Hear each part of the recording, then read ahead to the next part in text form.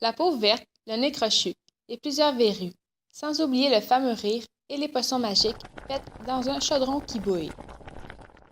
Voilà comment on s'imagine une sorcière aujourd'hui. Il est certain qu'avec le nombre de films et de livres où la sorcière est représentée de cette façon, en plus d'être méchante, c'est difficile de se l'imaginer différemment.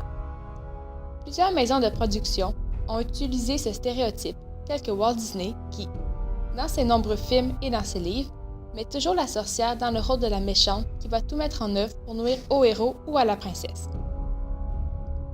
Que ce soit dans les livres de Hansel et Gretel, La Belle au bois dormant, Rebelle, etc., la sorcière est toujours mesquine et ne pense qu'à elle. Elle se mêle d'une situation seulement lorsqu'elle peut en gagner un certain profit et adore faire souffrir les autres. Sans compter que, dans Le Magicien d'Oz, la méchante sorcière fait tout pour avoir plus de pouvoir et de puissance.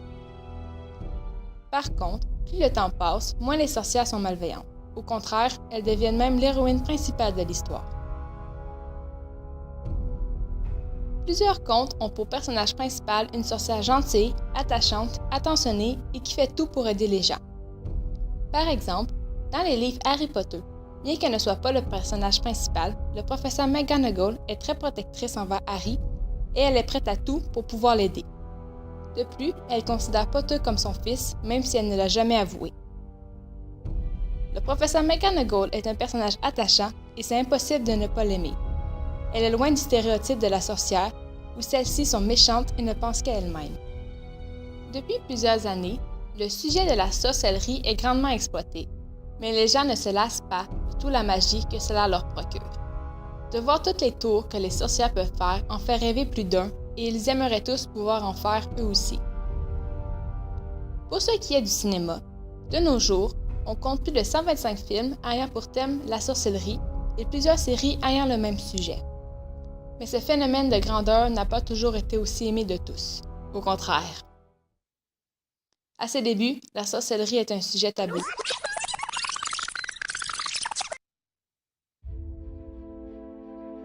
Le thème sorcellerie est associé aux pratiques qui influencent les énergies des gens, des objets et autres.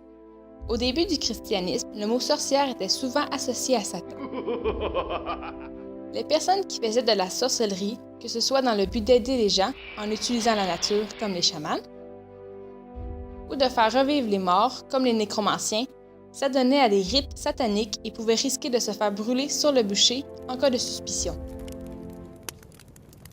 De nombreuses femmes innocentes ont été brûlées car elles étaient accusées de sorcellerie. Toutes les raisons étaient valables. Un événement inexplicable, un animal qui meurt sans raison, une personne qui tombe malade.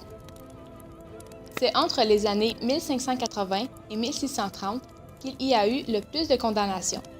Le nombre considérable de victimes reste très difficile à estimer, mais les chiffres varient entre 40 000 et 100 000 personnes brûlées à tort.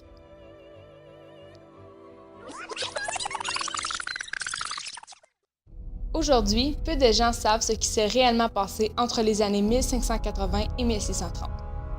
Peu sont au courant du nombre de femmes qui ont péri injustement pour des crimes qu'elles n'avaient pas commis. De plus, rares sont les films et les livres qui démontrent la véritable histoire des sorcières. Au contraire, toute cette histoire est oubliée et il n'en reste que la magie du moment et les nombreux rêves qu'elle procrée.